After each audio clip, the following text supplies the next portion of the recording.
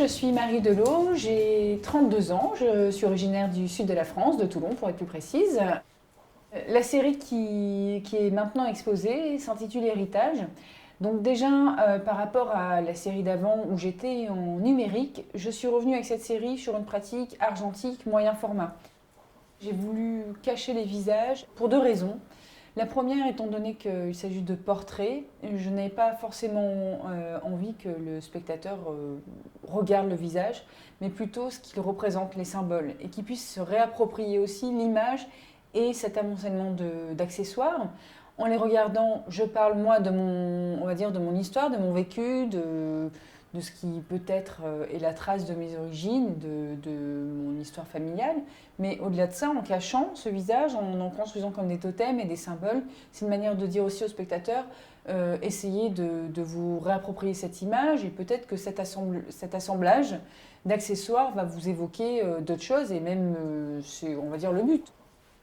Quand on arrive dans la galerie, il y a deux photos qui sont exposées. Les deux premières, c'est un personnage de dos, une jeune fille avec un bouquet de fleurs, des boutons de fleurs plutôt, et en diptyque avec un jeune homme avec une peau très foncée, qui est même métissé sénégalais, et il a sur sa tête une accumulation de fourragères. Les fourragères, ce sont les accessoires de militaires, de décoration. Donc à la fois ce diptyque relate un petit peu l'ensemble de ma série qui est tant masculine que féminine, le rapport à la féminité, à la douceur, les fleurs, et ce rapport masculin qui évoque la guerre. Je parle de la guerre car c'est quelque chose qui a été présent finalement tant dans la partie occidentale que orientale, qui fait partie d'un événement, hélas, connu un petit peu de tous, sauf que bon, ici je la présente avec ce qui m'a été relaté de mes deux familles. Il y a un personnage qui va être avec un casque de Seconde Guerre, le casque Adrien, qui est masqué sous une couette. C'était une manière de me plonger aussi dans cette histoire familiale en me demandant qu'est-ce que j'aurais pu faire pendant un bombardement, est-ce que je me serais cachée. Il y en a un autre qui évoque aussi avec le masque à gaz et ce rapport à cette angoisse des conflits et de la guerre.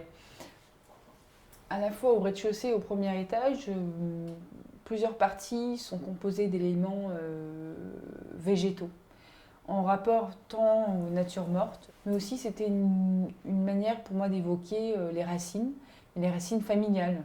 Donc on commence par une photographie qui est un personnage de dos, où on ne saisit pas forcément que c'est un portrait qui a deux branches de bois. C'est une manière d'évoquer un petit peu la neutralité de l'identité du portrait, sans accessoires, donc sans détermination culturelle, identitaire. Une de mes photographies, qui s'intitule Camouflage au foulard, est une femme qui est transformée, qui devient un personnage un peu comme une femme guerrière, remplie de foulards de différents pays. C'était une manière aussi de parler de l'arrivée dans un pays peut être aussi signe d'ouverture et de mixité. Et cette femme qui combat, c'était aussi en référence aux femmes algériennes liées à ma famille qui sont venues en Europe pour être des femmes combatives. Je continue mes séries de portraits cachés, dans le sens où on ne verra toujours pas vraiment le visage.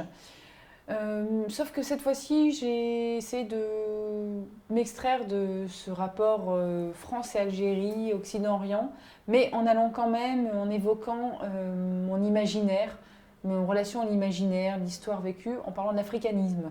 Je vous invite à regarder mes actualités dans les mois à venir.